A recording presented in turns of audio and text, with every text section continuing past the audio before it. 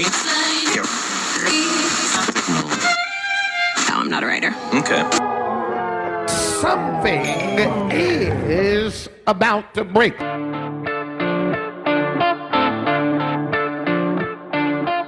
Hello everybody, welcome to About to Break episode 004. I'm your host Taylor Hughes, and this is the podcast where we talk to artists and entertainers about the highs and lows of life in the entertainment business. And I can't think of a better time to talk about this than right now, 2 o'clock in the morning, 2:21 to be exact. On January 4th, I just got home from performing at the Magic Castle. Was awesome. I'm doing the late shows this week, which means my last show ends. It ends, folks, at 1 a.m. And we do that 7 nights a week. That's right. So it's pretty awesome. I just got home and I had to get on here and talk to you guys because this episode, folks, is pretty stinking awesome. My buddy Zach Rudulph, who I grew up playing guitar with at church. We were in the little praise band. I was a guitar player. He was a bass player. And while I kind of took a detour to focus on comedy and magic, Zach, my friend, continued playing bass. He's a killer bass player. He is now the music director and the bass player for the multi-platinum award-winning artist Andy Grammer. And you can see him on tour with Andy all across the country. They just played the Greek Theater here in Los Angeles, and some of my family went to see him. It was awesome. But this week we sit down on the podcast with Zach. We talk about the highs and lows of life on the road. We talk about him starting off with Andy and then living in a Winnebago on the road and things breaking down. We talk about how he got on the no-fly list with TSA because one crew member made a terrible decision. And we also talk about some tips on how to make it through when you're just trying to make ends meet. So sit back, relax, and enjoy this episode 004, with Zach Rudulph. I feel like I'm taking crazy pills! And someday, you're gonna be a big star. They're gonna put me in the movies. They're gonna make a big star out of me. We'll make a film about a man that's sad and lonely. And all I gotta do is act naturally. Well, I'll bet you. Well, guys, you're listening to About to Break. I'm your host, Taylor. I'm here with Zach Rudulph, bassist, music director, songwriter, aficionado of great coffee. Well done. How long have we known each other, man? When did we first meet? Like 15 years ago or something like that? 98 or 99. Yeah. Probably 90. I came down to college in 98. Where did you go to school? Azusa Pacific University. Oh, that's where I went, man. Oh, yeah? Yeah, I didn't go till later, though. Oh, okay. I split it. I was on like the 20-year college plan. Yeah, classic. Successfully completed my AA degree at Citrus in only 6 years. Yeah, and then I took like 15 years off. And then I went back and finished my bachelor's at APO. Oh, well, you finished. Congrats. Yeah, I finished, man. It's a good school. What was your major? I don't know if I could go back, guys, for 15 years. That's impressive. That takes a whole nother, personality. Yeah. Music major? Is that what yeah. Music major. Probably would have done something different now looking back. Really? As far as your education? I think so. I say that now, but however, it's developed, the program's developed differently, maybe even better now, or more progressive or more current. So maybe if I was going back right now, I probably would do it. But back then, I probably could have done something else. I honestly would have got into business or something to help me figure out how to, manage my own personal business life at doing this independently. Just because musically, I learned a lot from my dad, a lot. So by the time I got there, it was actually easy. Music was kind of easy for me. And so I wasn't getting anything out of it. They were teaching more about how to teach. So I was a music major in bass performance and education. Okay. But I didn't really want to do education. I just really wanted to perform. Yeah. And the performance part was not hard. Okay. You just got to play. You just had to read music and play. And when you went into college, how long had you already been playing? Oh, a while. Since I was 12, 11. I picked it up at like 10. Yeah. And then by 12, we had our own little Jackson 5 thing happening in my house. So you're on bass. Your brother's playing is drums. on drums. My sister's on piano. Okay. Yeah, my other sister was singing. My dad was like being Mr. Joe Jackson Lee, no, minus the anger, minus the minus the pure anger. He's like the kinder, nicer version. Yeah. And he was leading us to do. So we were our church's first worship team at junior high, and we were pretty good. I actually just ran into some recordings of it, like some. It was VHS. No, it was what do you call those old things? Like the beta one? Oh, the cassette tapes. Just the classic cassette tapes. I found some old ones, and I'm like, wow. For all the millennials listening, a cassette tape is like it's like an MP3 you rewind with pencils, right? Yes. Remember doing that? Oh my god. Did you ever make like mixtapes for girls? Did you ever do that? I made mixtapes for myself. For yourself? Because my dad was like, you can't listen to the radio. It's like the devil's music. Right? So when he was at work, I'd go make my own mixtapes. Okay. Yeah, I'd get up. Well, that was the thing, man. We didn't have access to like streaming music. Yeah. It was, I mean, I would wait by the radio for the song I like to come on, and then you got to push play and record at the same time. Yes. And then when you run out of tape, there's that trick where you put a piece of Scotch tape on the top. Remember that was like that part on the top of the tape where like. What did that do again? I think that was so you could record over it. I mean, we sound really old for now. those young people who have no clue what we're talking about. Go to an antique shop, right, and go play with these. They're fun. Yeah, talk to your elders. You know, people in their late 30s, and they will give you wisdom and guidance. Oh man, your whole family was musicians, more or less. There's 5 of us, so 3 out of 5 became and still do music stuff. All professionally. Yeah, to some degree. Like my brother is a full-time music teacher now. He's already been around the world. Like, literally to the point where he's like, I don't want to go travel anymore. I want to stay put, maybe start a real life. And so he's a full-time drum teacher. Loves it.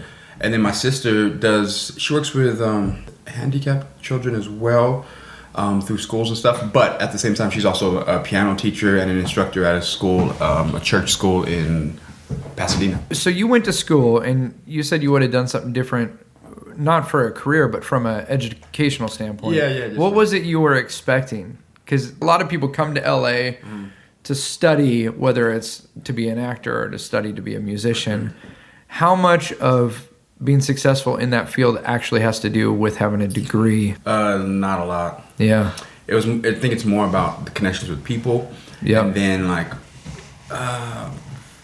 classes on like what to do on the ground, like how to get out there and how to present yourself and how to, that kind of stuff, which music schools are doing and APU is doing now. They're doing it. But at the time, it was a little more of a classical standpoint where we just teach you music, you go figure it out. Yeah, know the theory, this is how it works, this is how you write it. All the business and internet or social media, none of that stuff was that big yet. But to me now, that's everything, right? Yeah. With all businesses, that's all part of it.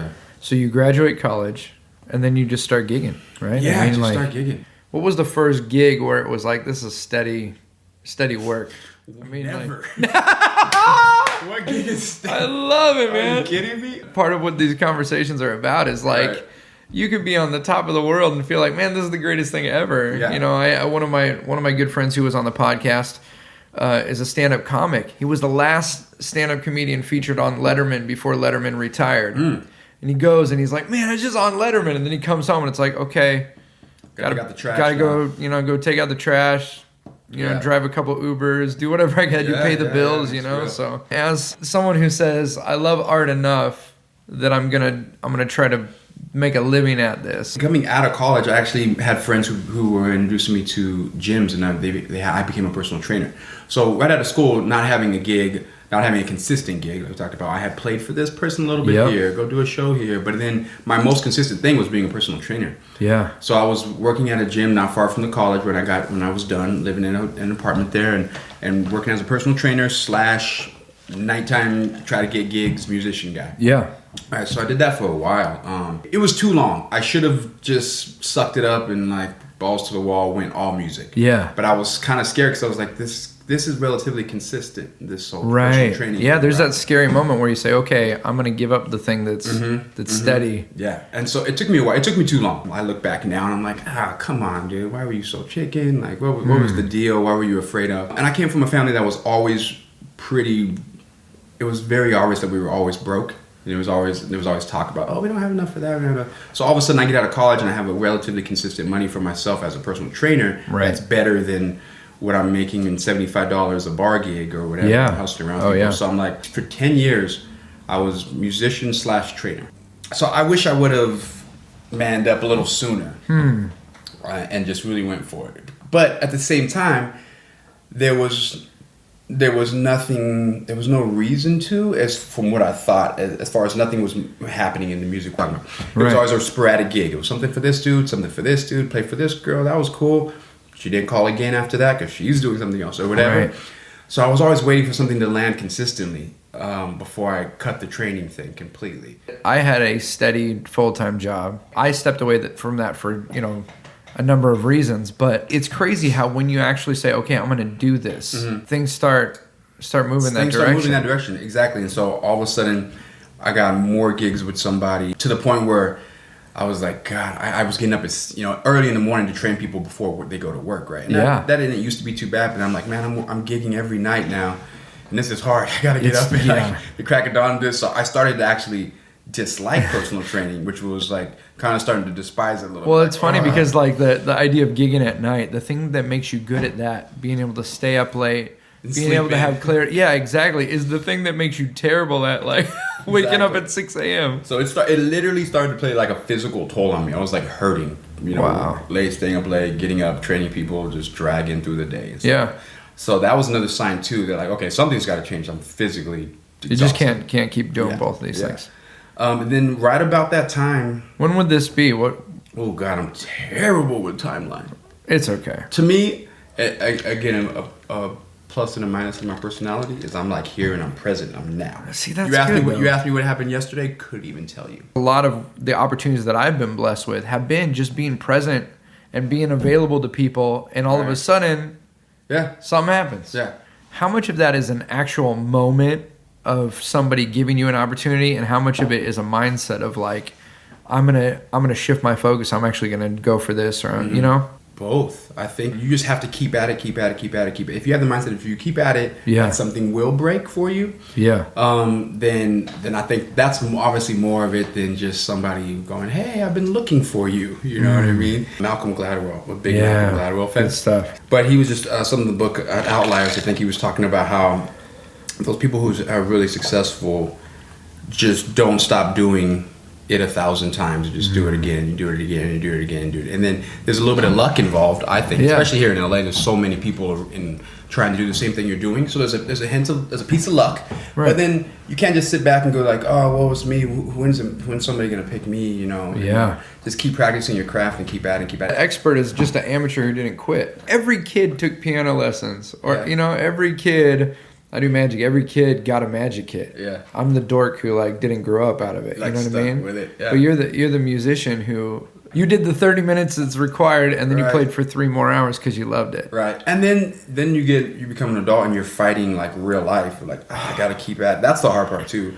Back when nothing was consistent, you're like, but I know I still got to keep practicing, even though I don't see a reason to. Right. When you're in college, you're like, there's the reason is you have to perform, or you have something to show for it. But I remember getting out of school and being like, I could go make X amount of dollars training somebody right now, right? Or I could take this time, not make any money, be broke, but practice my craft for a gig that may come up, that may or may not even show up. Right. You quit training, you don't renew your license, and then you said things start happening. What happens at that point? At that point, Andy Grammer, the artist who I'm full time with now, he was just another guy who I did a gig with. So there was just he had a record label that was really new and really fresh, and they said, "Hey, put a little band together and let's make an EP." Yeah. So I was like a cattle call. There was a guy who everybody had to know in LA, and if you knew this guy, people would call him, or record labels would call him and say, "Hey, this is X amount. This is so and so label representing Andy Grammer. We're trying to put a little band together for him. Can you set up an audition?" What does that look like? Because a lot of people, I think, they think, well, I'm just a great guitarist. Yeah. Or I'm a great keyboardist. You music direct. There's times where you probably got to find artists to come and join and be a part. What have you seen, like some of the biggest mistakes, or like what's the best thing someone could do coming into an audition? Man, again, something that I wish I learned sooner was to realize that whatever they're looking for, it has kind of nothing to do with you. Like they have something in mind already from the jump. Before you even show your face, before you even play a note, they already have something in mind. And if you can think about it that way, then it takes all the fear and all the stress out of it. You just do what you do, and then they like it or they don't. And I remember going in there trying to think, I don't know what they want, and like trying to figure that out, and trying to look at everybody else and what are they doing and what do they look like and what are they wearing and like how do they play. Oh shoot, I don't play that good. And then I started getting gigs going like, wait, I don't play as good as that guy, but they still chose me. Wow. Or why? You know, you start asking yourself, well, why? And then you start to realize like, oh, because it has nothing to do sometimes with even your ability to play. It sometimes has nothing to do with who you even played with. It might have just been like, we need a brown guy. Right? You're like, and sometimes it's that superficial. Wow. Right? They're like, we need a girl. You go to audition, you nailed it. You practice your behind off, and you like going, and you're like, yo, I should have got that. I nailed it. Oh yeah. And then you see who got it, and you're like, oh, they just wanted the white dude in skinny jeans. Okay, right. No big deal. That's what they wanted. You know. And so after doing a few, I was terrified initially, and all those thoughts were happening in my head. And then as you start doing them more and more, you realize, oh, it's not about me. It's not about what I'm not or who I'm trying to be. It's just like they're looking for something, which took the stress out of it. Then it became fun. It's like, oh, let's go to an audition and let's just I'll do me. There's no pressure. There's no pressure. If I don't get it, I wasn't gonna have the gig anyway. Exactly. But now, and what a healthy way to look at it. They're casting a role. You know. Yeah. And especially in the pop world. And most of these auditions in LA are for pop stuff. Right. Because a lot of the other things is just word of mouth if you're playing some other type of gig. But very much in the pop world where it's a visual art, where you know, that has a lot to do with it, it is so superficial more than you realize. And sometimes, again, no matter how good you are or not. You knew Andy at this point when you went to this audition? You already knew him? Or I had no clue who he was. Not at all. Just another random audition that I went did you even know what you were auditioning for? No. Like totally? Or it was just... What happens is they'll send you a song or two. This guy who's the guy who sets it up will send you a song. Okay. And they'll give you a heads up like... They might have you just play something freely, or they might just jam, or here's a song they want you to learn, and they might give you some tips like learn it just like this, don't play it any differently, or whatever. Got it. They're always a little different. Yeah. I don't even remember exactly how his went down. I honestly don't remember. I remember auditioning, and then it was between me and another bass player that he liked, and I come to find out a little later that it was actually a good friend of his. So I learned, and I was like, oh, he's gonna get the gig then. It was a buddy of his, like they went to college together. Yeah. And he was, I think intentionally, he was going to give it to this guy. But this guy got a great gig with this young up and coming artist named Colby Calais. Yeah. Right back then. And so he jumped on that. And so I was like, oh, he's like, let's definitely call Zach then and let's have him come back. And so basically I did an EP with him, which was like 5 or 6 songs. Okay. Which was part of what the record label promised him to help get him going. Right. So I don't know him very well, but I'm learning these songs with him. We do some rehearsals, then we do a little recording. Yeah. We record the songs, and then he just falls off the face of the earth, to me anyways. Because like I did what I was kind of hired to do, and he didn't have any gigs set up really. Okay. And so this was strictly like a studio session. Yeah, put a band together to record this EP, and you just see what happens. Okay. After that. So I go back to personal training and picking up other random gigs with random people and stuff like that. 2 years go by. Wow. And I get a call from him going, hey, this is Andy. I'm like, whoa, man, what's happening? Where you been? What's going on? And actually, I found out through a friend who ran into him in Santa Monica that he had been busking, just like working his... Out like in the promenade? Out in the promenade. Yeah. Wow. So what happened was that record label kind of did him dirty, and he ended up breaking away from them. He was like, "Give me my EPs. I'm gonna go do this myself." Wow. So he took it's really impressive. I've learned so much from Andy. He took his box of CDs. Yeah. And took his guitar and just went down on the promenade. And like, did it himself. Which is there's a whole nother story to that. Man. But so for almost 2 years, and I heard through the grapevine like. A guy picked up the CD, a friend of mine said, I was down in Santa Monica with my family and I got that was this guy playing and I really liked it. I liked his whole vibe. Yeah. I grabbed the CD and I started flipping through the the paper and I saw your name in it. I'm like, oh yeah, Andy, I did play for that, man. That was over a year ago. I haven't seen that guy. What's he doing? He's like, well, I guess he's hustling on the street in Santa Monica. I was like, that's really cool. Wow. Didn't think too much of it. Kept on with my life. And then another year later, he called me and said, man, I got a new manager came by and found me. Literally like a young new manager on the scene, walking down Santa Monica, just hears this guy singing the song, Keep Your Head Up. And he's like, oh, I can do something with this guy. So they got started this new young relationship. His manager says, you need to get a band together. So he calls me, and he called all the guys. Well, it was only me and another guy. He called both of us saying, hey, you remember me? I need to put a band together. I definitely want you to be a part of it still, which was cool. I didn't have to audition a second time or anything. And that's how it kind of got going. And it was small time. It was like, let's do some local bar gigs together. Let's just like work out his kind of shape the songs really. But from him, I learned that time he would say too that time that he spent on the streets hustling and doing that was really good for him because he learned like what worked and what didn't work. I guess same thing with magic, I'd imagine, right? Where you're like, these jokes worked and these tricks worked and these tricks didn't work. Yeah, like I mean, you could practice by yourself all day long, but until you put it in front of people and see how they respond, you don't know. So same thing with him and his songs. It matters. He's writing songs and then playing them, and then he's learning like what covers work, what covers when he does certain covers.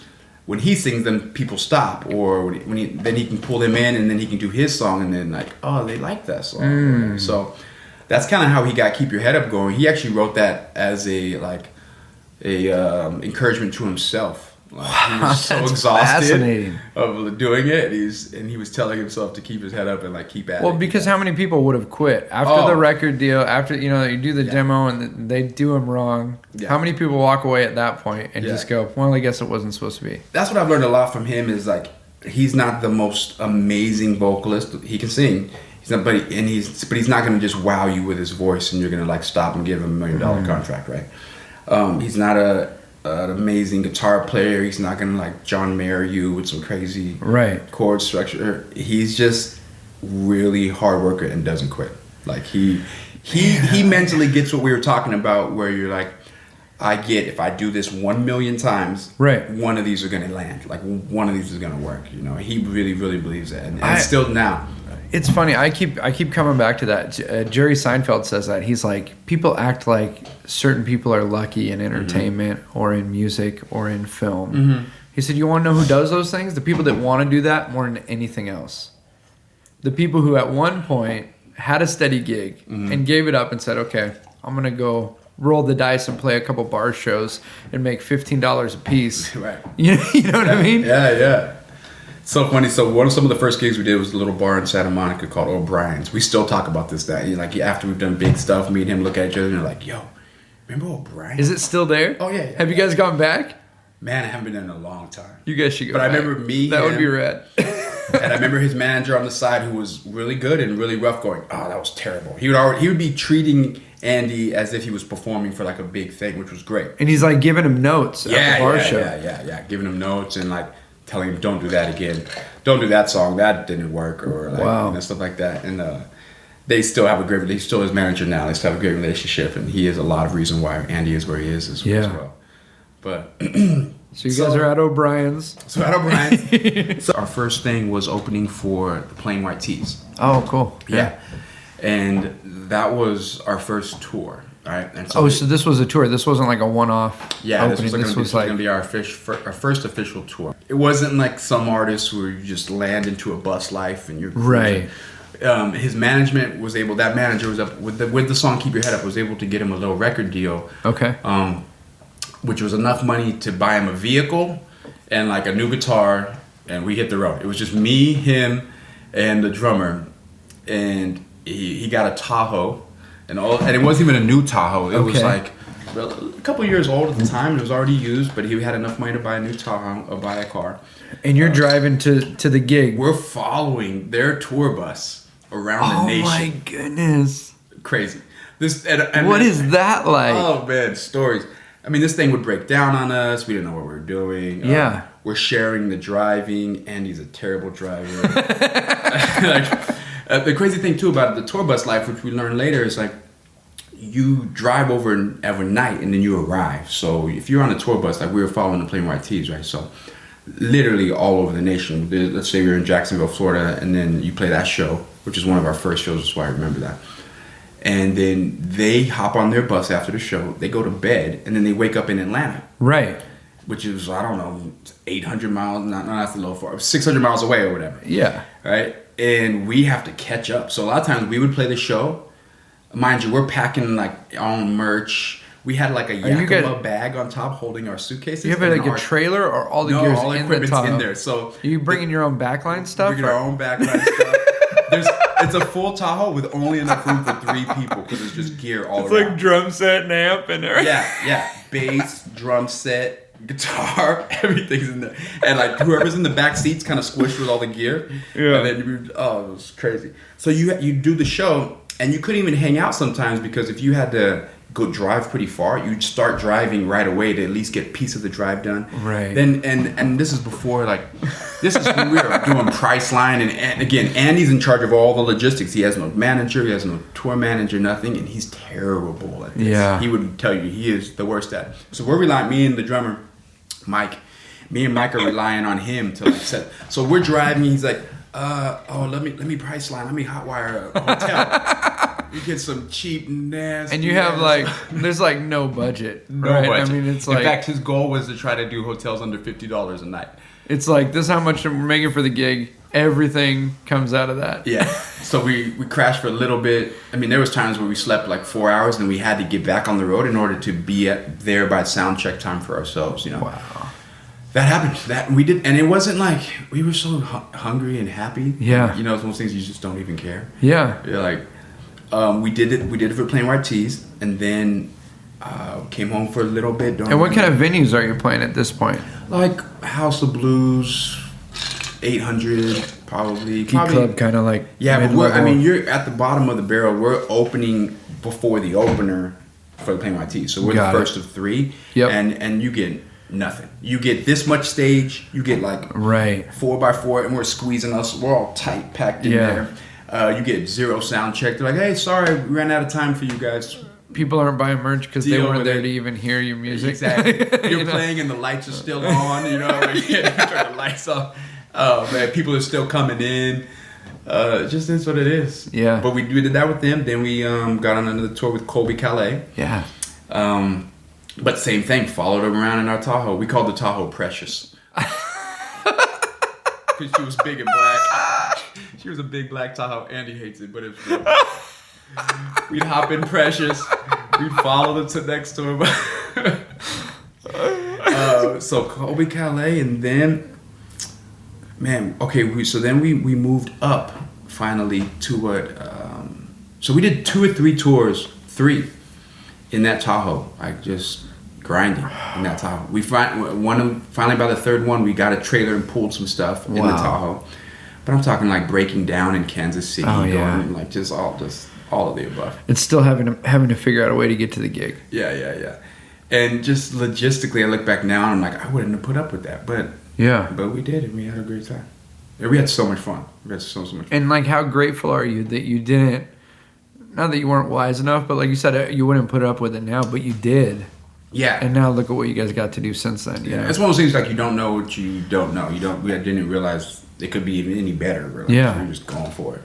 This is so good for people to hear too, because I think people go, oh, here's people who have made a career, and then here's people who are just not. Mm-hmm. And it's like everyone thinks everyone else is an overnight success. Yeah. And we don't get to hear those stories of like, the stuff you're doing right now and you feel like it's pointless. Everyone who does what you wanted to do had to do that at one point. And maybe not. Maybe there's people who haven't had to do that, but their careers don't seem to last. That's what they notice. It's not sustainable. It's not sustainable, or they were like a one-hit wonder, and all of a sudden they're like, and we've seen it. We've seen many, many, many artists who just blow up and blow out. Exactly. And all of a sudden you're like, who are they? Why do they spending all their money? How do they have a tour bus? We don't have a tour. I'm in Precious. Yeah. How do they have a tour bus? Yeah. And then you never hear from them again. Yeah, they're taking out a loan so they could fit the part. Exactly. So another good thing that comes from grinding the way we did is I think it keeps you really, really humble. Like looking back now, we just did the NFL's halftime show for Thanksgiving that was epic and awesome and that massive right, and giant. And we're there going like, people probably think this just happens. And we're like, Right. yo, 2008, we were driving around. Which isn't that long ago. Like, I mean, it sounds like we think back now and go 8 years, but so that definitely keeps us and keeps Andy like grounded and mindful. And like, yo, we did that. And also too, now that we're headlining our own shows and we have opening acts who are doing exactly that, and like we sincerely feel for y'all. Like we get it. Yeah. We see them pull up in their minivan and they're dragging them like, yeah, man, like, and and Andy's really good at encouraging them, like, stay with it, or this is just what it is, you know. Yeah. And there was times when I won't mention which bands, but there was times when bands would treat us pretty shitty. yeah, and you're You like, know? And you're like, come on. And so now we don't do that. You know, That's we're so really, good. really. There's that whole like young hunger. People they want to come and say hi to you, and you can push them out of your green room if you. And we got pushed out of green rooms sometimes. You know, we were like young and hungry. yeah, And so it's been fun to watch Andy stay humble and to keep those people in mind, because we were there, we did that, and we totally get it. that's wild, man. Yeah, so we upgraded to a Winnebago, which was I love it. I love it that the Winnebago. Yeah, okay, Yo. like a actual. it was Like your grandparents are taking you on vacation. it was like a Breaking Bad situation. It was a Winnebago that somebody had pimped out, and this is not a joke. Andy bought it somewhere in LA, like in the high desert, I think he said. And he's like, he went up there to go get it, and he's like, I think I bought this from a drug dealer. Like, I'm pretty sure Oh my I bought goodness. it. It was a Winnebago with a blue flame face. No Yo. way. It was all gutted out, and he's like, I'm pretty sure I got it from a drug dealer. He had his The VIN numbers all scratched out. So check this out. He had his now brother-in-law, Yeah.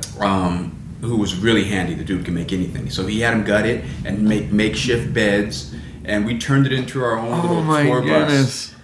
And mind you, Winnebagos aren't really meant to be driven overnight, Right. and pushed that hard. Like we Right. were pushing that thing.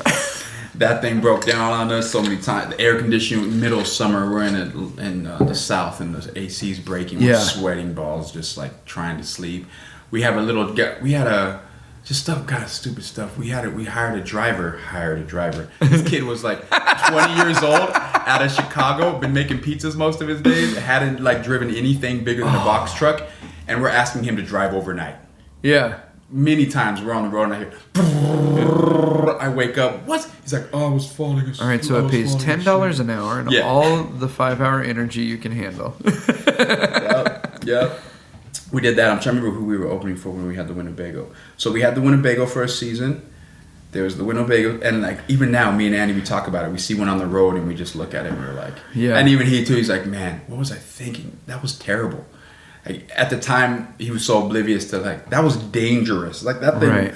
was not even safe many times. But like you said, you're just so hungry Yeah. that you think, we gotta, okay. Yeah. No one knows how to do this, and the people that know how to do this don't share. No, like no. You know, have you noticed that? Like people who are like 2 or 3 steps ahead, they're a little kind of they hold back a little bit some of the info. Yeah.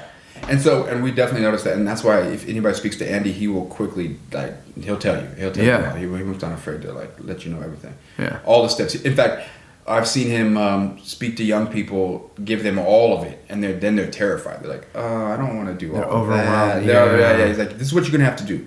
You're gonna have to write 1,000 songs. Yeah. 1,000 songs, like for real. Yeah. And then 10 of them may be good. Yeah. Yeah. And they're just like, I quit. Yeah. You know? For Honey, I'm Good, a big hit he had a couple years ago, or last year, he literally wrote 101 songs. and that was the 101. Was it really? didn't know Like that. in order? Yeah. His goal, and his manager was like, you write 100 songs. Well, that was going to be the goal. And he'd already, and so to try and get like a 10-song album or whatever. Yeah. So and then he had already written 100 songs. And he was like to his manager, like, come on, help me pick. There's good ones in here. Like, Yeah. let's do this. And the manager was like, I think you got one more in you. Wow. And he was initially like, are you freaking kidding me? Yeah. So he grudgingly did the work, just went for it, did the work, and that was the 101 song. Like, that's crazy. That is the just perfect nuts. example of my entire Mindset, and the whole talk. 'Cause that's it. Yeah, and so he'll tell people that he'll be like, you got to do this and you got to do this and you got to do this, and there's a lot of groundwork and there's a lot of this, and sometimes the people who follow his advice, I've noticed, the young people, those are the people we'll see again in a year or two. The other ones will fall off because you just don't want to do the work. And it's been a cool example for me because I'm like, God, I gotta stay. It's not necessarily my personality to do that either, right? But it's been a good example to be around him because that is his thing. He's like, I know I'm not the best at this and this and this, but what I'll do is I'll overwork you. So good. I will. He's really competitive like that, even in his own mind. It's like, I will just go harder than you. I just won't stop. Well, and you said earlier that you've seen people kind of blow up and blow out, but their career doesn't last, or they're one-hit wonder. Mm-hmm. Even now, I mean, talk a little bit about, like, people are like, okay, so now, Zach, you're at this point, and now it's all easy, and now everybody's taking care of everything for you guys, and, you know, you just fly in and turn up and do the thing. Right. But there's still times now, I'm sure, where it gets hard, and it's like, how, you know.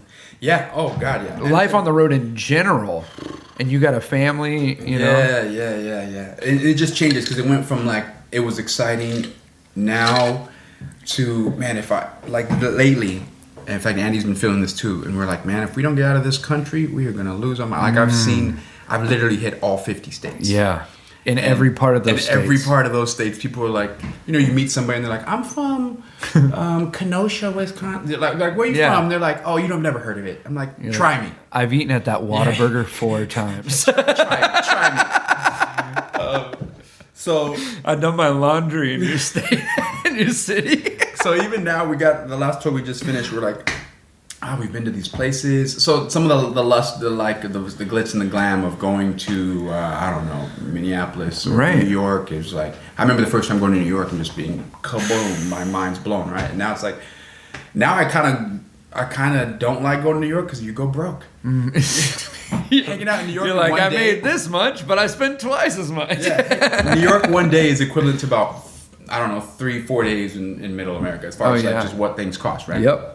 Just getting to the place to spend the money. Around, getting some food and all that stuff. So, anyways, I don't know what we were talking about. You were saying, you guys were talking about, you've seen so many parts of the country that's like, we need to get out of the country a little bit. Yeah. So gets a little old. So you got to change. You got to do something to keep your mind like still in the game. Yep. And then just travel in general. The more you get known and the more people want you, the more you start flying around, which initially sounds fun, but it's hard to explain. It really is hard to explain unless you fly a lot. Right. Because even as I'm saying it sounds douchey to be. Well, no, I mean, it's just like, flying sounds glamorous until you have to do it for work all the time. Like, my commute used to be 5 minutes from the house, and now my commute is, I'm going to do 45 minutes in Atlanta, and it's going to take me 3 days of my life are spent getting there, doing the gig, getting home. Yeah. For 45 minutes. Exactly. And that's not fun. That's real. That's what we're doing right now. It's the Christmas holiday, so there's a lot of radio events, so we actually are doing a lot of 45-minute sets that are set up, and it's fly all the way. We just did one. Go all the way to Pittsburgh for 45 minutes. It's a weird feeling, spend the whole day traveling. Yeah. To get to Pittsburgh, to then get a 45-minute set, and then get up at the crack of dawn to fly back home. And just spend. So, yeah, it's weird because flying, no matter, even at a certain point where you get, let's say you get to a certain status level and we get upgrades. You're like, sweet, upgrading, great. But even first class, you're still like flying. Yeah. You're still not laying down in a bed, and it's a big difference. It really is. So last year we flew a lot, and it was exhausting going through security all the time. You have any travel tips I can take advantage of, man? Anything that makes life better or easier, or you found a way to sneak spend the money and do the pre-check. It's not even that expensive. Best $85 I've ever spent in my life. Real quick, this is my pre-check story. Do it. This is actually really funny, and one of Andy's favorite things to laugh at me about. So I get pre-check, I'm raving about it, like, yo, guys, pre-check is awesome. It only cost $85. I got it the very next day. And had you flown with them? Because like when right now we got to sign Katie up for pre-check. She doesn't have it, but every time we fly, I remember the first time I flew with her. I was like, I'll just stay with you. And they went off on me that I had pre-check, but I got in the normal line. Interesting. And so then the next time I went up, and I felt so bad. I felt like that scene in Titanic. Like, I'm sorry. I gotta go. Yeah. No, I did. I had it for a few flights, and then the guys started jumping on board. I'm like, guys, this is amazing, blah, blah. And they thought the turnaround time would take longer, but I remember... Oh, it's so quick. I remember doing the computer work, and then, like, the next day, it was already on my system or whatever. And my very next flight, it was already on. So some time goes by, all the guys got it now, right? We all got pre-checked. Yeah.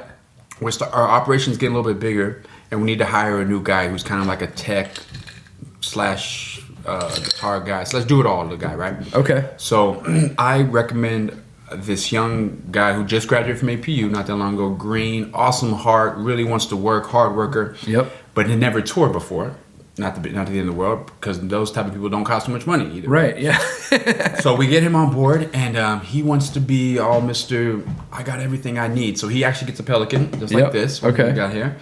And he's filling it with all the tools he needs and be ready for anything, right? And we do a couple of shows with him, everything's cool. Somewhere along the way, somebody recommended that he get some butane to do some soldering with, I believe was the reasoning. In case cables were like bad or soldering on the road with butane? I don't exactly remember why the butane was important. This is not gonna be a good story. We go to the airport and we're and you can technically I think you can check butane. I think you can in your check bag. So, yeah. Okay. So we have all this checked luggage. We have a lot. You know, when we show up to the airport, you know it. There's like 10 dudes with like 30 pieces of luggage. Like that's not an exaggeration, right? So he had a different flight for whatever reason. San Diego. We were in San Diego, I remember. He had a different flight because he was kind of hired on later. Maybe this wasn't booked yet. Okay. So he takes off like a half an hour before us, and he goes on a flight. And the rest of us are checking stuff in. And I don't know if I kind of might blame our tour manager at the time too, because he says he told the tour manager, hey, my Pelican, it's a small one, but it needs to be checked. Oh, That's what he says he told him. I don't remember. Is this his first? No, this is not his first one. Not with his first you. flight, okay, but some of the first. Okay, within the first month for sure. So he's and so he leaves this particular Pelican for whatever reason, and we're checking stuff in, and we're kind of at our limit now of check-in stuff. And like, hey, who can carry this? Because we're running out of check-in space. Oh no! So I'm like, I'll take that. All I got to my backpack. You grabbed his. So I grab his Pelican, thinking I'm being nice and helpful. Like, I'll get it for him, you know. And I take it, I get through security. Sure enough, an alarm goes off, right? And I'm at pre-check at the time, right? So I'm flying through this thing, and all of a sudden the alarm goes off. And then they do the whole, like, whose bag is this? I'm like, oh, mine. I'm still don't even care. I'm like, mine. On his big hard case, it says his name. I don't want to say his name, but it's so big. Oh. it says his name. It's not even. It's not even mine, right? So they're like, are you, let's say Joe. Are you Joe? And I'm like, no. They go, no? And I'm like, it's hard to explain. And like, really? They're like, okay, well, what's the TSA locks? He put TSA locks on it too. Oh, he asked what the code was or something? Yeah. Which, by the way, we don't normally even put TSA locks. Right. But this green guy's like, I'm getting the locks. I'm doing the whole thing. He puts 2 TSA locks on it. So you can't even tell him the code. So they're like, well, how do we? Can you open this up for us? I'm like, no, actually, I can't. So then they start getting angry. They're like, wait, so this isn't your case. You don't know how to open it. Come with us. Oh no. I'm like, okay. You're getting the full service treatment now. I'm calling him, hoping he hasn't gotten on the flight yet. I'm like, oh Joe, help me out, man, help me out. He's not answering. I'm like, oh, great. I have no clue what's in there. You can't even tell them. Because they do that whole thing. They're like, is there anything dangerous in here? Anything I need to know about before I open your case? So they start to get really irritated. And they're like, well, you need to wait here. And they go and find some locks, some bolt cutters. So they're like, you need to wait. So 10 minutes goes by while they were getting frustrated because they had to go send somebody to get some bolt cutters and come back. So they open up this thing. And sure enough, there's like a solid can of butane. Like a big canister of butane. And I'm just, I didn't even know what it was. They're like, is this, you can't have this. And I'm like, I don't even know what that is.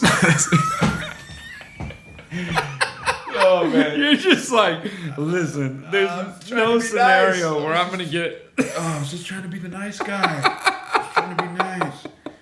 So sure enough, they were like, okay, well, we need to do a report on this. We're gonna write this up, and I'm just like starting to freak out. Like, what does that mean? Am I in trouble? Whatever. Right. And the TSA girl's like, no, you should be fine. It should just be like a little warning. You'll get a letter from TSA saying there's a warning. Don't bring these kinds of things again. Yeah. I'm like, okay, cool. So I'm not too tripping about it. We all kind of laughing about it and like, come on, man, how could you have left Zach with that? Yeah. The very next flight, 2 days later, no more TSA for Zach. No, they shut down your pre-check. They shut my pre-check No! for an entire year. So, Oh man. so bad, man. So like That is awful. And initially, I'm showing up to the airport and I'm starting to get pissed off. I'm like, Yeah. man, I'm yelling at our tour manager, man, what'd you do? Why don't you put my pre-check on? Why is it not working? Yeah. Because they didn't tell me that it was going to be, disqualified. Oh my god. So I finally call like You're on the no-fly list. I'm on the no-fly list. So I was on the no-fly list all the way until Monday. This past Monday? Oh, so are you looking forward to your next flight? Yes, however, there are a lot of them are booked, like where I'm flying on Friday. So they don't have your number in there? They don't have a number. It won't be. I finally called them, waited for freaking ever, and they said, and I was like, "Hey, man, I just had a flight, and my TSA is not on there, but I did my penance. I paid my price, right?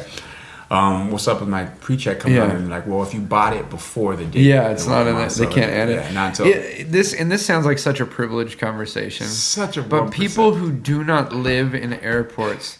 There's a thing, you get really freaking good at going through security. Yeah. Like, I don't ever, listen, if I leave the house, I don't have my wallet in my pocket. It's in my bag. Yeah, it's already ready. I got it all ready. I mean, I've got things in holsters. Yeah. I'm like, I really think the pre-check should have an agility portion. Because they have people who aren't like terrorists, but they're freaking old. And they move so slow. And I love old people, but it's like, how did they get pre-check and not be told, don't take your shoes off? Right. Can I wear my brooch? No, it's a giant brick of metal with a pin in it. Anyway. Yeah, so it's really funny because all year long, like I said, we flew like crazy last year. We flew a lot. I mean, basically a lot last year was kind of like a firefighter schedule. It was like 4 days out, 3 days home, 3 days out, 4 days home. We did that all year long, fly. And every time, man, the whole band and everybody be flying through, and there'd be Zach way back there getting the pat down and taking my shoes off, and we have videos, and they're pointing and laughing at me. We're just cursing that guy's name. Is that guy still on the crew there? No. That poor fella. Got the boot, but I still give him a hard time. In fact, I was a couple of times later. I'm standing in this long line, taking a picture of myself with an angry face, with a million people behind me, in front of me, sending it to him, be like, "This is because of you. This is because of you. You did this." Yeah. But I'm happy. It is hopefully done. Yeah. But travel, man. So you traveling. You're a healthy guy. I mean, you were a trainer. You've always been incredibly healthy. Mm-hmm. You're only slightly more fit than I am. Just a bit. But how in the world do you stay fit on the road? They ask me that. Because, you talk about going to these small little towns. Mm-hmm. There are literally no options. Like, sometimes there's not even a store where you can buy a banana. It's like... That's true. Well... Let's see. It's a mindset. You got any healthy travel? It's a mindset for starters. So because I'd already had all the history of training, there was a lot of things I knew. There was no excuses for me. Okay. Right? Yeah. It was like, do you know what you can do in a 4x4 room? Mm-hmm. You have no excuse. And so I could get like us crazy sweaty in a 4x4 room with nothing in the room. Just us. And so that was my thing for a while, like just making it happen. We would take in the Winnebago, we would take we would take one of those balls. We'd take like 2 small weights. I would do a lot of like body weight things, and we'd just make it up. And the good thing about me being a trainer not that long ago is I still had a lot of things in my head, a lot of ideas, a lot of creative things. Yeah. So me and the drummer, he was always getting involved. We'd come up with our own workouts all the time, all around the place. We'd work out in the park. Even in Precious, you did it? Oh yeah. Throw the ball over Precious, catch it, throw it back. Using the snare as like a medicine ball. We get it done, and even now. Hotel gyms are like, man, but it's a mindset. Yeah. So for me, it's such part of my life that I have to do something, otherwise I'll go crazy. Yeah. Yeah, and it really helps me like stay sane. Sometimes even to a fault where I'm like, I probably should be doing something else, but the thing that keeps me the most sane is just going and exercising. Yeah, that's right? good. Like maybe I should be practicing more, maybe I should be working on something else, but like I just want to go exercise now. Yeah. I'll be back on like normal, especially when you're on a tour bus. You're talking about, God, 12 people deep, and you're like tired of seeing everybody. So again, for me, it was like my alone time. That's like, good. It's just me and listen to some music or a podcast or whatever and go exercise. So sometimes I wouldn't even be paying attention to what I'm doing. It's just my me time. That's great. I was going to ask what you do, because in any situation like we find ourselves in where you're around people constantly, I mean, you're a people person. Like, you're very personal. You can, connect with people well, but it gets to a point where you're like surrounded by people so much. What do you do when you're on the road like that to keep yourself fresh and mentally? I'm a Gemini, which I don't know much about, except I'm starting to believe that I'm like, there's two sides to me. I love people, and that's why I perform, and I love doing that whole thing. But then at the same time, I need to recoup and just be on the complete other side. I need to be left alone. I need to just chill and read and that whole stuff. So that's my thing. Like my typical day when we were on the tour bus would be get up, get out of that bus. There's too many people in here. And go find a coffee shop and just chill and do my thing for at least an hour or two. Read, exercise. A perfect day for me on the road would be like I got like an hour of my own time. I got to exercise, and then I got to sound check, and the day started there. Like that. That's great. So that's another reason why I would make the exercise happen. For me, it was like, this is my away time, right? You find that helps too, like when you get home and you're with the family, that you're not just totally. You've kept the pace of like keeping your exercise up and keeping yourself mentally fresh. That I mean, there's times where I'll be on the road for like 3 weeks. I'll come home and I'm just like useless as a dad. Like all my kids want to do is play, and I'm just like, I'm just so tired. Yeah. It's actually interesting because lately, now that I have kids, I sometimes I get jealous of my tour life just because I had me time. It's me, and so I work out better. I'm in better shape when I'm on the road. Okay. Yeah, I really am, because I'm like, well, I got some time. I'm gonna go do me. That involves exercising. You know what I mean? So now I get home and it's like, well, you got some time, but you should go play with the kids, or let's go do this, or so my workout is actually less when I'm home. Yeah. So that's interesting. There's a little bit of me that goes, man, I like that structure when I'm on the road, and especially when you're doing the tour bus life. You wake up, like I said, in a new place, and you can kind of... It's on schedule. The day's yours until this time, or the day's yours up until... And so in that, I got like 6-hour window to do me, and I set up my own schedule in my head. I'm going to do this for an hour, then I'm going to do this, and you get home. And with kids, as you know, it's just like the day could change at every moment. Some kid can puke, and then you're doing that, and then Well, you and your wife, you guys have been together 10 years now? And so... she's kind of been on this journey with you of your career and progression of that. But kids, relatively new. I mean, you're 4 and 2, your boys are? Yeah. So how did that change for you guys, for both you and your wife, with the lifestyle you guys live, and then kids go into the mix? Yeah, it's interesting. Anything you'd share for folks who are starting my wife didn't know that like I'd be touring this much. Had she known, she might not have married me. Initially. Well, she knew she was marrying a musician, and she liked that, of course. But she didn't really fully understand what it could be, and neither did I, though. I didn't know really what it was gonna be or could be either. So there's that element of you don't know what you're signing up for. Yeah. And when I first started touring, it was initially a little rough, and we were no kids. I started touring, and she was like, "Is this?"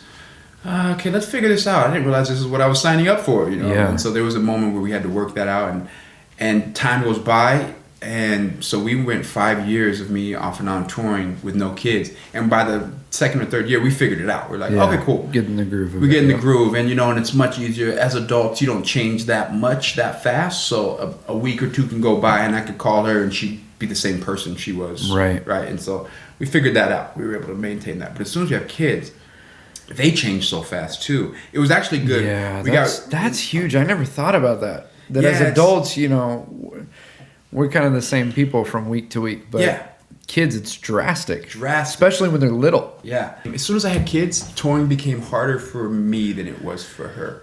It's weird, and before kids, it was the other way around. Like experiencing new places, and I'm like calling, and she's like, my life's mundane, and I'm doing the same thing every day, you know. And just, and I would call her and be happy. I'm in Detroit. I'm doing this. Yeah. And like, the crowd was like, you know, whatever. And now it's the flip flop. She calls you and Complete says flip-flop. they're walking. Yeah. Or like I try to call her, and she's like, I don't got time to talk. And I'm like, Okay. okay. I always joke when I'm on the road. I'll just be like, hold on, guys, I gotta call my wife so I can listen to her talk to the kids.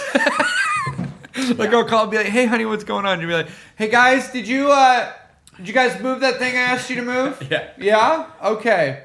Okay, sorry. Anyway, Kennedy, put the dog down! So That is yeah, like... and that's the conversation. And then I'm like, you know what? I'm just gonna let you go. yeah. You've got your hands full. I can see. We don't know what's coming. I never even know what tour is coming, right? And everybody asked my wife, like, how do you guys do it? And we're like, I don't know. We just do it. just like, okay, this is how we're gonna get through this one, and we do. Yeah. Just get through it. Well, and it's challenging too because we do not have 9-to-5 jobs, which sounds so fun, you know. But it's really hard to explain to family. I mean, you have a lot of musicians in your family, so I don't know how it is with your folks or with your wife's family, but I know for a while it was like, okay, so we're gonna have the birthday party on Saturday. Well, every Saturday for eternity, I'm gonna have something going on. Right. You know. Yeah, You know what I mean? when I first started getting busy with Andy and nobody knew who it was and nobody in her family's very South American, very like every weekend there's a family function. Right. There's some 27 birthday, cousins with birthdays, yep. And so there was some times where initially I was always there, no problem, I was always there. But then I start getting busier and our tour started getting real, and they were like, "Hey, where's Zach? It's Thanksgiving. It's not here. Where's You guys okay? Actually, we're doing really good. Yeah. You know? So that until they finally saw my face on TV, they're like, "Oh, Yeah. okay, that's cool. It's cool." Yeah. Yeah. That's wild. That really plays into your philosophy that you mentioned earlier of just being present and being in the moment. And I think that's what makes it work. That when you're on the road and when you're doing the show and when you're with the guys, you can be there and be with them. But then when you're with your wife and when you're with your kids, you can be there and be with them and be dad. And you're right. Maybe that helps me like not miss them too much too, because I'm just right there in the moment, you know. Yeah. And see again, maybe because of my Gemini personality, I like it because when I'm home, I can be very home, like you're saying, and very present, and I literally don't have anything to do for these next 2 days, like nothing. So let's just, what do you want to do? Let's go to the park. Let's do this. Let's do this. Let's do this. Yeah. Let's do this. You know, I know it's kind of nice. So, and I wonder too. I would like to add up the hours. Man, maybe I wouldn't like to add up the hours, but a 9 to 5, you know, right? You're gone, you know, this long over the whole year. Yeah, I'm gone days at a time, but then those days that I'm home, I wonder if it makes up for the hours that I don't know. Would I rather get off work at 5 and have 4 hours before they go to bed? Right. Or would I rather just be there 3 days in a row? Katie gets asked all the time. She says, you know, with Taylor traveling so much, it must be hard on you and hard on the kids. And her immediate, like, non-hesitant response is, I see him more and we spend better time with him than when he worked 5 minutes away. Because, I mean, I was working a job in an environment where I'd leave at 6 a.m. on Tuesday for a meeting and for 3 days in a row wouldn't get home while my kids were still awake. Right. They go to bed. And then I leave the house before they wake up. And it's like, okay, I'll see you on Monday and maybe Friday, you know? You might as well have been in Michigan. Right. So now when I go to Michigan and I'm gone for 2 days, I come home and for the next 4 or 5, I'm there. You know. So I think I really do. I think the personality type that has to happen, and I've seen some people on tour who don't have that similar personality and they hate it. Yeah. So it's not for everybody. Yeah. Tour life's not for everybody. I know people that once they've had kids, they're like, all right, screw this, I'm done. I can't. Yeah. I can't do it. Well, and this is why you can't. I think we tend to go like, okay, what's the rule for when you have kids? How do you do it? Or what's the rule for when you get married? How do you do it? Katie and I, we literally, it's like, okay, what does tomorrow look like? Okay, Katie, we'll be like, she's like, okay, you got a show tomorrow. Are you flying or are you home? No, you're home. Okay, you just drive. So okay, true. cool. You know, and it's like, okay, great. We can't build our life based on how other people do life. You just got to figure out what does it work. You know, how does it work for our family and that kind of thing. And that's good. Well, man, let's talk just briefly about some of the cool stuff you guys have done. I mean, All right. I was laughing because, E-Man, who plays drums with you guys, I knew both of you guys growing up, you know, playing music at church and just seeing each other at like college group and stuff like that. And then it's like, this past year has been insane because Yeah. it's like every time I'm like watching the Today Show. Oh look, there's Zach and E-Man playing on Today Show, or like Yeah. I think we originally were gonna do this closer to Thanksgiving, or you were gonna be back in town like a little closer to Thanksgiving, and then it was like last minute. Oh, we're gonna go play for the halftime show. Like, talk a little bit about that, man. What are some of the It's best? been really fun. It's been really fun to have E-Man too, and just everybody around. That again, that's what makes it. I'll get back to family for a second, because one of the reasons that makes it work for us is the circle of people that I'm around. It's important that my wife knows who they are and what they're about. Yep. And a benefit of Andy just being a genuine good dude is like he only wants to put those type of cats around him as well. Yep. So like, there's not a lot of rock and roll riffraff happening in our company. We've never been that way. Even before kids, even before married, we were never like, let's do a show and then go rage and have butt naked hoes and everything. Yeah, well, you had to drive the Tahoe. So. It was just never our thing. But I mean, again, you can find that if you want. It's definitely there, But that's just never been our style. And so, being now the music director, I've been able to like hand pick some of the band, and so that's cool because I've been able to. E-Man, he was 13, I think, when I first met him. Chubby little junior hire, just being a badass on the drums. Insane. And you're just like, where is this kid from? Like, how did? So when the opportunity came for us to need a drummer change, I was like, I already know just the guy, and I know his character, and it'll be a good fit. Yeah. Same thing when we needed a keyboard player. I already know a guy, I know his character. I've played with him before. It'll be a good fit. And so now our whole crew is like, my wife knows them all. Our kids know them. It's just like an extension of the family to some degree. And that, again, makes it work. There was times, too, when we first had kids, I got called to do some other tours or called to audition for some other people, too. Yeah. Other well-known names. And my wife, before even wondering about how long the tour was, she wanted to be like, well, who are they? That's so important. I don't know about them, Zach. I don't know if I like what they do. You got to realize, too, like, you may spend an hour on stage or 2 hours on stage together, but you're spending 20 hours on the road together. These had to be people that... Yeah, and more importantly, it need to be people that your family are okay with, right? Exactly. Because you can be like, oh, yeah, they get down with cocaine and blah, blah, blah, blah, blah. But I'm cool. I stay away, Right. Which is true. And I've literally been in that situation before. Yeah. But if your wife's like, I don't even want you in that situation, well, you got to make your choice then. It's like, what's important, right? So anyways, that's why there's, as long as we stay busy with this unit, I don't know how it'll work, but my wife is totally behind me to keep toying with this, this or something like that, Anyways, back to your other, what were you asking? Oh, I just said it's cool to turn on the TV and see you and think, I mean, did you realize 8 years ago driving around in a Tahoe, I mean, that was the hope, right? The hope was that you get to do these kind of opportunities. But then what is it like when you have watched, the Thanksgiving game every year and then you realize, oh, here I am doing the halftime show? Yeah. I mean, it's weird because it's weird. It's almost expected to some degree because you've done all the little things. You're like, okay, what's the next thing? Okay, what's the next thing? What's the next thing? And it's not as big a deal it's not that big a deal to you as you think it would be. Right. I remember being younger and being like, yo, if I play for the halftime show, I'm going to freak out and lose my mind. You know what I mean? And then we did it, and it just felt like the next step. Yeah, it's like, okay, that makes sense. Yeah. So I remember our first TV show was the Rachel Ray Show. That was the first one we did. Yeah. I mean, and before that, I had done some other stuff, which was even for like Mexican TV where you're faking like, I've done like Telemundo and all that stuff. Yes. But the first like national thing was we did Rachel Ray. And we Keep Your Head Up on Rachel Ray. And I remember as soon as it was like 3, 2, 1, and like point to you like live, like go. I remember being so nervous. Isn't that weird? So nervous. Just like staring into the camera, freezing for a second. Oh, I'm supposed to call it? Okay. Go now. And I very clearly remember that. That was our first time doing anything on TV as a band, and we were actually doing Keep Your Head Up. And then since then, I've done it more times than I can count, and every time it just got like, easier. And every time it got a little bit bigger, it's like, now it's the Today Show. Okay, cool. Yeah. And I remember the very first time I was a little nervous, but then we've literally done the Today Show so many times that they like know us by name, and so it was almost like, okay, cool, it's a little bigger, but all the smaller things before got you set up to do this. So we you get hungry, then you did that, and you're like, okay, what is next? Yeah. Right. So when it did happen, that NFL thing, which was now, I mean, I look at it now, and like you said, it's massive. Yeah. There was like 500 people involved. It went to like 60 million people. They said were watching it, something like that. And but at the time, it just felt like the next step. Yeah. Yeah, it really, really did. That's wild. It's really crazy. So you know what, too?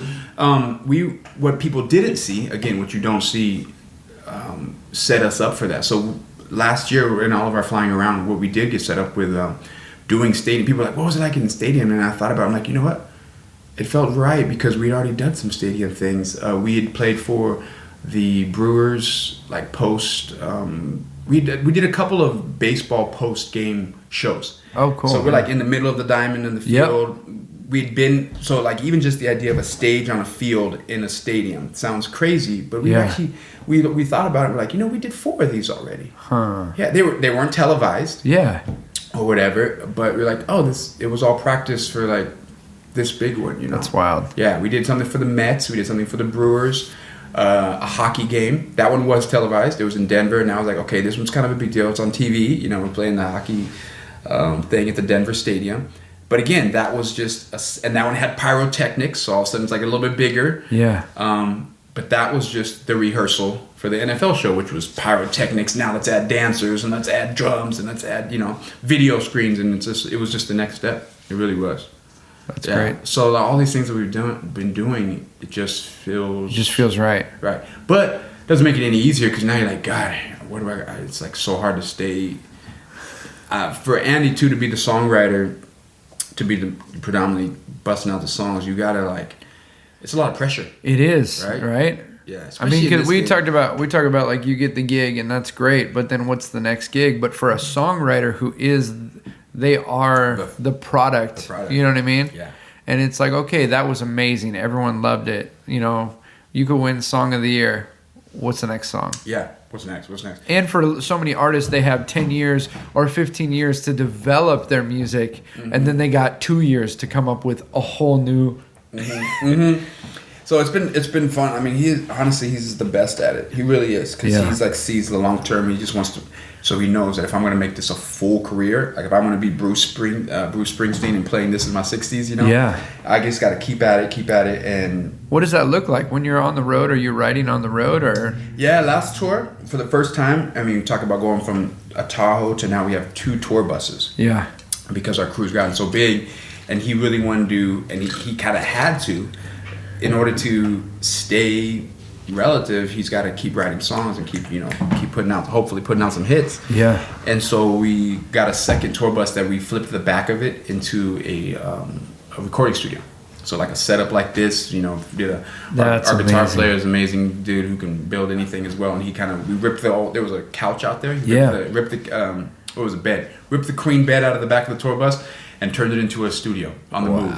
And so all last tour, the last 3 months we've been on the road on and off, and he was writing songs the whole time.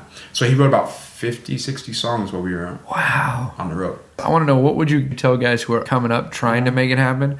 And what would you tell the guys who are doing what you're doing that would help them stay focused? Yeah. Because we see guys making mistakes or doing things that kind of get them off track. Like what?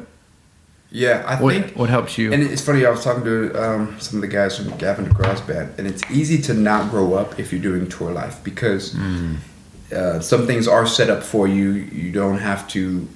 Home life isn't a real thing, and so you don't really have to become an adult if you don't want to for a while, anyways.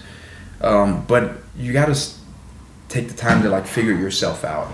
And that's it's kind of like it's a little work to do you on the road and to just do some self-reflection and learn about yourself and if you have to want to be able to grow up like that in your mind and in your heart and in your head. Yeah.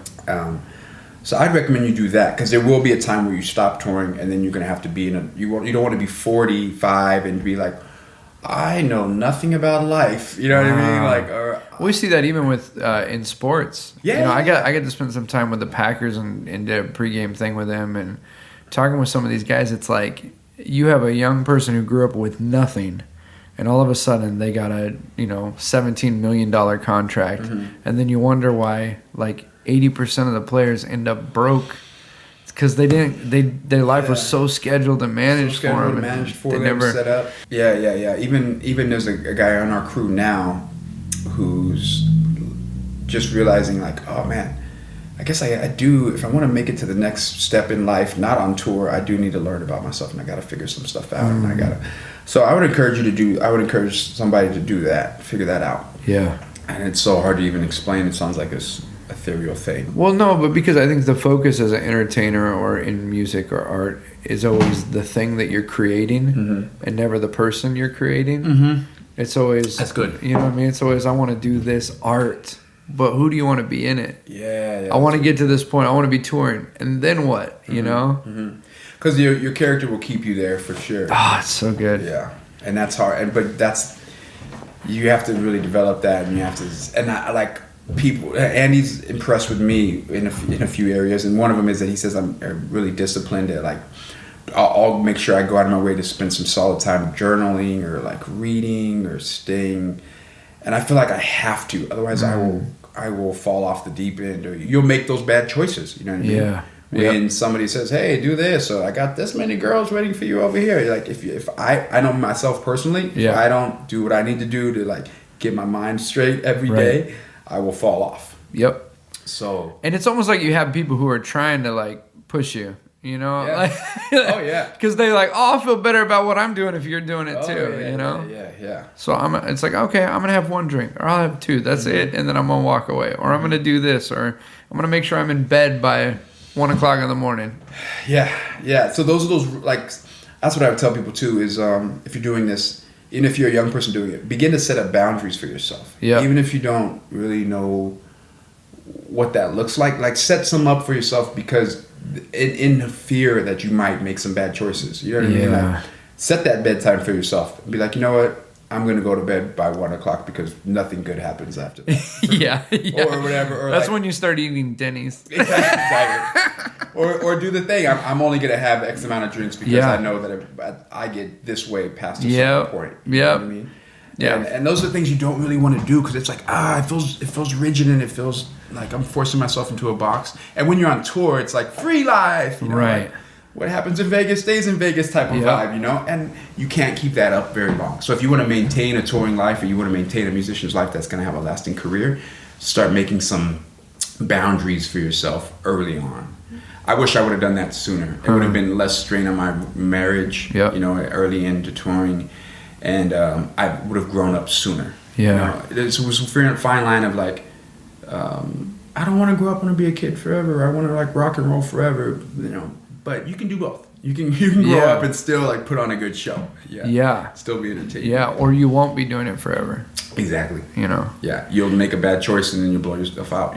Even with Andy, I'm like, why does he like me when this person's better, and there's better music directors, and I know there's better bass players. Yeah. But it's like he likes me for me. He likes me for my character. Yeah. People. And I know that has kept me in this gig. I've been with him for 8 years, you know, and I'm like his right-hand man, you know, and I know that a lot of it is just because he knows who I am. He knows my character, and you'd be surprised at how, like, little he knows about how good I am or not. You know, that's not even, it almost is not as important to him. Yeah. You know, as it is who I'm going to be around all the time, you know. So I would encourage people, like, yes, work on your craft, learn your skill, practice your tricks, do your whole thing, but at the same time, the sooner you learn about yourself and you can represent your character, the sooner somebody's going to see that and be like, that's the type of guy I want to be hanging out with. Right. That's the type of guy I want representing my company. That's the type of guy I want, you know, presenting this or whatever. Yeah. So we still get a lot of gigs just because Andy's a good dude. That's huge, man. We get a lot of radio events because Andy makes great relationships with people that are sincere, and they're like, yo, we want you back next year. People say that all the time. We want you back next year. Yeah. But like, we really you actually come back. You actually come back. Get to come back. And I tell guys that all the time. It's like your talent will get you the gig, your character will get you the booked again. You know what I mean? Yes, like anybody can get a show one time. Yeah. But I can't tell you how many people have been like, yeah, we used to work with this person, but they were a big jerk. On stage, they were fantastic. Mm-hmm. Off stage, we couldn't have them representing us or being around us, you know. Yep. And we still now, we just finished a tour, and some things were good, and then everybody knows like, yo, that crew is so hard to work with. You know? Yeah. And then you talk to another band, and they're like, oh yeah, we don't like touring with them because their crew is terrible to work with. Like that type of thing starts going around. And so yeah, I'd say work on that as you're working on your skills, and then the next thing I would say is try to get okay with failing, like do a lot and fail a lot, because eventually, I mean, all the best speakers always say the same thing, and it's so hard to like get that mindset. But like Andy was saying, write 101 songs, and 90 of them could suck, and they will, and they won't make, but the 10 that do, that'll be and great. Finish the ones that suck. Like how many guys like start working on a project and go, this sucks, and they scrap it, and they don't. There's something about completing something. Like I was talking, one of the guys I was talking to for this, my buddy Eddie, he does film and he's an actor, and he's like, listen, you could have the best screenplay in the world, but the fact is there's a Beverly Hills Chihuahua 2 because some fool finished that script. Do you know what I'm saying? Oh my God, you're right. Like there's some kid sitting at a cafe in Silver Lake weeping because they wrote the half of the most beautiful story ever. Yeah. At a certain point, it's like, get it done. And if it's not good, it won't last, but whatever, you'll be on to the next thing. There's something about completing like creation, And it's hard. I mean, I also, you gotta, like, if you're a songwriter, and this is something I'm not good at, is emotionally detaching and just being like, just doing it like work a little bit. Like, pull your emotion out of it and just be like, okay, I wrote one, check. I know I got to write 10 more if any of these are going to be good. Yep. And then just kind of move it on emotionally and just move on to the next one. So make it work. It's hard to say like, because as an artist, you want to be creative and just let it flow and all that other thing. And that's kind of how you imagine it being for people. You're like, oh, Taylor Swift, those songs must have just came She's just sitting there and like it just came journaling in her and all pink room. And then you forget like how much work goes into just making that actually happen, and how many times you have to go, okay, that may be good, it may not, move on, let's write another one. Well, and how have you guys gotten in situations where Andy comes in with a song, and I mean, how different is that song when it actually ends up on the record versus when, hey, here's something I put together? Oh yeah. I mean, have you had any that you felt like maybe this isn't going to work, and at the end it turned into something? I mean, Honey, I'm Good Again is the perfect example of that. Andy thought that this was just the 101st song, 101st song, and he didn't think it was even gonna. He thought Back Home, a song called Back Home, was gonna be like the one. It's very anthem-like, and he thought, man, this is gonna be good. This is gonna sell everywhere. The anthem of coming back home, and it was this big like sing-along thing. Yeah, and that thing just tanked. It just didn't go anywhere. And we pushed. We did shows for it. We did TV for it. We went around the nation like touring it, and that was our big song we were going for. And then he does Honey, I'm Good, and just without him trying, just takes off. So you just never know, like, and that's just what the world needed. They didn't need Back Home. He thought they needed Back Home. Like, the world needs Back Home right now. Song, right? And no, for whatever reason, the Honey, I'm Good message that was in that song is what people wanted to hear. Yeah. And same thing now. There's a new song called Fresh Eyes that he wrote that he's like, I don't know why it's doing so well. That's what he says. It's like, I didn't think this was the one. He's like, I thought I would better ones. He's like, but it's working. I don't know why. Yeah, it's working. It's doing better than Honey, I'm Good. It did, and he's like, I don't know why. And just embracing that and saying, okay, we're gonna do. Yeah, but then write some more. Yeah, it's hard. I think you have to, as a young person, figure out how to make creativity and art and all that still treat it like work a little bit. Yeah, it's hard to do because you want to just kind of flow in it, and there's a little bit of that. But the sooner you get disciplined in it and make it your job, right, the sooner you're gonna have some hits, and the sooner you're gonna not waiting for a muse. Sometimes we think like, I don't feel inspired. Well, if you're a writer, then you write, whether you're inspired or not. I'm talking to myself because I do this all the time. Oh, it's just like all the time. Well, there are those times when you're working on a project and it just flows. Mm-hmm. I mean, I'm sure there's been times when you like sit down and you think, okay, we're just going to do this far. And it just like in one shot goes amazing. And then that you want doesn't those times always to happen. come back. You want those times to come back. And Right. the cool thing is when you're young, you can kind of create the atmosphere for those moments to happen because there's less going on. Like you only sit down to do stuff when you feel the muse, when you feel the vibe coming on. But then when you have to pay some bills, you're like, oh shoot, I need that. Come back to me, vibe. Come back to me. I need something now. I need something now. Yeah. And that's when you just got to figure out how to kind of emotionally detach from that and just do the work. Like just do the work, do the art, do what you know how to do, and then something will eventually pop. And that's hard. I have a hard time doing that. It's not my personality so it's been fun being around Andy to get that vibe of like he's the complete opposite. He's just the do the work dude. He will just do the work. Get it done. And I'm more of like I want it to just come to me. And that's a fight. So the sooner you figure that out as a young person, the sooner it'll happen for you. Yeah. Yeah. So good, man. I'm so excited for all that's been happening, and Thanks, man. I can't wait to see what's next, man. You have any idea what's next? Yeah, it's weird now because now I'm a little bit at the mercy of whatever Andy's able to do, right? Because I'm like full time with him now because he's so busy. Yeah, we're constantly doing things, but it's still a crapshoot because if tomorrow he falls off the face of the planet, then my whole world is completely flipped upside down. Yeah. So it's still always a gamble. It's not even now. I'm on a salary for the first time ever, and I remember being a young person going like, if I can just get like a steady, because that was the deal. Like I knew a guy who used to play with Seal, and when I was younger, I'm like, he plays with Seal and he gets a check every week, even if he's not with Seal, because Seal needs him to be around. Because he needs to be available when you get the call to go fly. Yeah, and I was like, dude, once you get there, you're done. You're the best. You're the best side man ever. Like, what else is there? You're good. You're golden. Yeah. But that's not true because even with that guy, Seal then stopped working, and then he was like, okay, I got to cut all you guys off. I'm not doing anything either, so I got to cut you off. You never know. We'll see. And that's one of the cool things about what we do is it is unpredictable. As scary as it is, there's also a lot of hope that right now is great. Yeah. A year from now it could be amazing. Could be amazing. Or it could be terrible. It could be terrible. But we don't know. We just live it, and that's I think certain personalities do it well. Yeah. That's why it's just, in general, entertainment's not for everybody. Right. Almost more so it's important how you mentally deal with it than like how good of an entertainer you are or what exactly you do sometimes, because like you can be really, really good, but for instance, I know a guitar player, amazing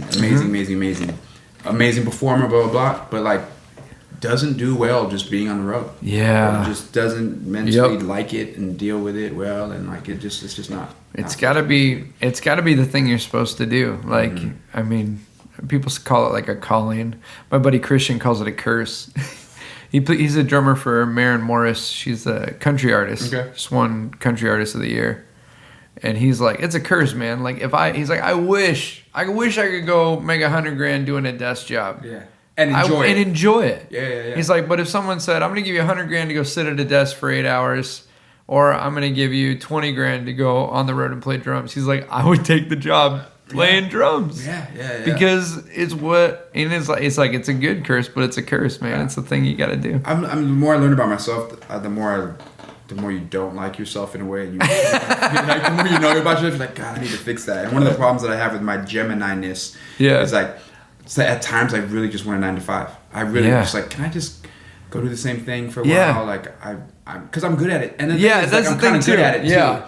So I'm always jealous of some of the things that like for instance, Andy, I'm around him so much, so he always comes up, but he just he goes, no, I suck at everything else. So I don't have a choice. Like, I kind of wish that was me. Yeah. Like, you don't have a parachute. You got to do it. Yeah, he doesn't have a parachute. No parachute. I wish I wasn't good at fitness and I didn't have that fitness parachute. Right. I wish I didn't have that mentality of I could do a 9 to 5. Yeah. Well, I love it. I'm glad we're both cursed with it. Yeah, it's or blessed with it. It's a blessing. It's a blessing. It's like kids. It's like the most amazing annoyance ever. The first time I had my first kid, everyone's like, what's that? I'm like, have you ever been amazed and annoyed at the same time? Yes. That's exactly what they are. I remember when we had Madeline, who's 11 now. And she was a baby, and baby's screaming. And you've done everything. You've fed, you've changed, you've put, to bed, you've done everything you know to do. And you just get that moment, you're like, there's no way that everybody with kids has done this. Yeah. Like, But they have. Yeah, and then they do one thing, they look at you one way, and you're like, okay, cool, I could do this for the next fine. 20 years. Yeah. Oh God, good times. Man, thank you. You're welcome. Thank you for taking the time. Thanks for having me, man. It's really cool. I freaking love you, and I'm excited. I'm really glad you're doing what you're supposed to be doing. Thanks, man. It's really, really cool, and that you're able to maintain the fam and make it happen. It's impressive and it's awesome. And wish nothing but the best that you're able to keep that flowing. Thanks, buddy. Yeah, how can people see what you're doing? How can they follow along? Anywhere you want to? All social media is Zach on Bass. Zach on Bass Awesome. at Yahoo. ZachonBass. So, Everybody follow Zach. Check him out. See what's going on. yeah. And If you have questions, by the way, because I know I get on a rant and I might have missed some too, so this goes out for anybody who's listening too. Like, hit me up. I'll respond. Or if you have if something I said made you think about another question you might have about tour life or about my life or about working with a pop artist, hit me up. I'll respond. Oh, that's incredible, man. Yeah. Take him up on that, guys. Yeah. Take him up on that. We'll all go to O'Brien's together. Dive bars. All right, man. Cool. I'm gonna turn off the record. All right, I gotta pee. Okay. I'm gonna pee. Okay, Zach's gonna pee. If you like this episode, be sure to subscribe on iTunes or on Google Play. Leave us a comment, leave us a review, let people know what you think about the podcast. And you can also hop over to abouttobreakpodcast.com. That'll get you to our social media pages. It'll also get you to our Patreon site, which is a way for you to kind of support what's going on here financially. It takes a lot of work and a lot of time to put this on. Right now, we don't have a sponsor. You could be the sponsor. All you got to do is kick in a little tip. Whatever you think it's worth, we appreciate it all.